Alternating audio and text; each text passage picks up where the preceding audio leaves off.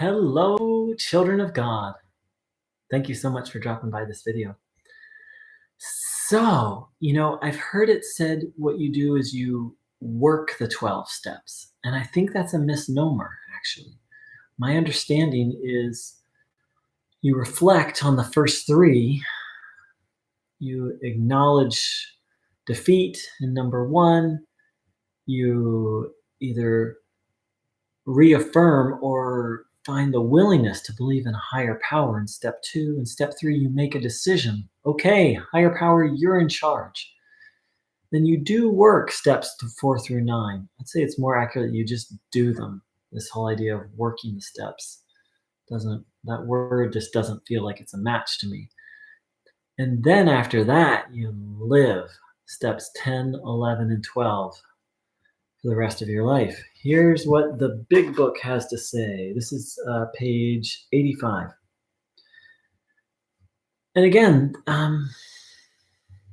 what I'm talking about is really the original 12 steps, this original spiritual discipline of the 12 step. There's lots of other interpretations out there. There's lots of other people doing different things. So just to be really crystal clear, what I'm sharing is really the original program.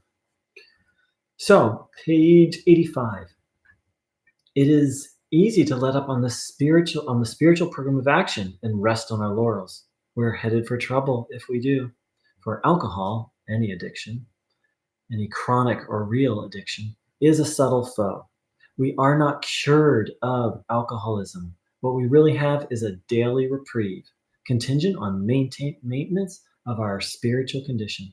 Every day is a day when we must carry the vision of God's will into all our activities. How can I best serve thee? Thy will, not mine, be done. These are thoughts which must go with us constantly. We can exercise our willpower along this line all we wish. It is the proper use of will.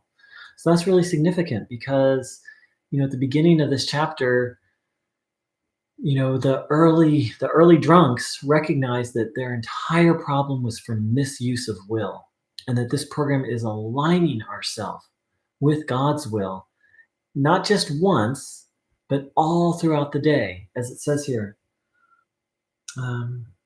How can I best serve thee? Thy will, not mine, be done. These are thoughts which must go with us constantly. And this idea of working, and then continuing to practice all throughout the day. That's, step 10 is in essence steps 4 through 9. Continuing to take personal inventory, to offer it over, to make amends if necessary. And then, of course, step 11 is maintaining that spiritual connection with the divine and living out this decision, more like practicing, living out the decision we made to surrender our will and our life. And here's what it has to say about how to practice that. This is page 87. As we go through the day, we pause when agitated or doubtful and ask for the right thought or action. We constantly remind ourselves we are no longer running the show, humbly saying to ourselves many times each day, thy will be done.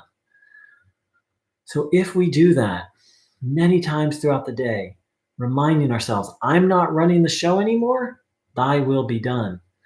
In essence, what we're doing is we're taking steps 1, 2, and 3 along with seeking knowledge of God's will, step 11. And of course, step 12 is practicing these principles in all our affairs, living the steps in everything we do, and carrying the message to others. So, it's like, what step are you working on? This is a quote from Wally P. I can't take credit for this. What step are you working on? All of them. When are you working on them? Hopefully all day long, to the best of our ability. It's a spiritual practice. These are meant to go with us every moment of the day. And of course, we're human beings. As it says, we're not saints, but we're growing towards this path of being in communion with the divine and taking orders. going where the spirit of the universe would have us go, saying what it would have us say, and doing what it would have us do. Thanks so much for dropping by. Much love. And a day of, I wish everyone here a day of living all 12 steps like our life depends on it. Because if you're a chronic or real addict like I am, it does. Thanks so much.